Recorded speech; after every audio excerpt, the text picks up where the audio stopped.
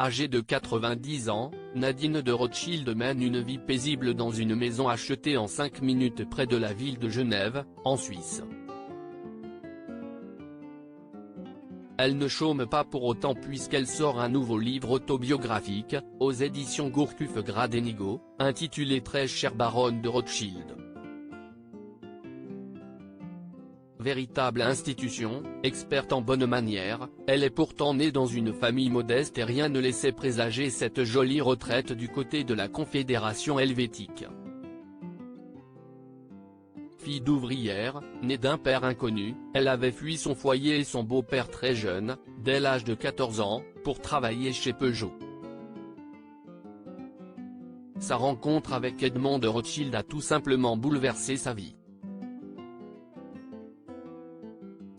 C'est en 1960, lors d'un dîner, que ces deux-là se sont croisés pour la toute première fois.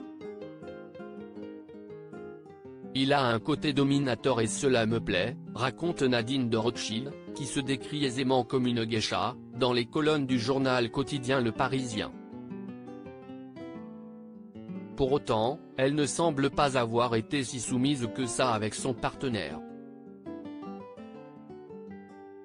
Mariée pendant 30 ans, entre voyages, mondanité et obligations, elle conservait une part d'in-time dans une maison à Quiberon, dans le Morbihan, où Edmond ne lui rendait jamais visite quand elle s'y trouvait. Aujourd'hui, il n'y a plus de savoir-vivre à la française. Edmond de Rothschild est décédé durant l'année 1997, laissant son épouse derrière elle ainsi que leur unique fils Benjamin, décédé le 15 janvier 2021 des suites d'une crise cardiaque. Aujourd'hui, il n'y a plus de savoir-vivre à la française, regrette-t-elle, toujours dans le journal Le Parisien. On ne met plus de cravate, on vit en gens. Outre l'écriture de son nouveau livre, Nadine de Rothschild vient de lancer une Légion d'honneur du cœur avec une amie journaliste à Genève, que le duo destine aux patrons qui emploient des salariés atteints de maladies graves. Les coudes loin de la table, mais le cœur sur la main, toujours.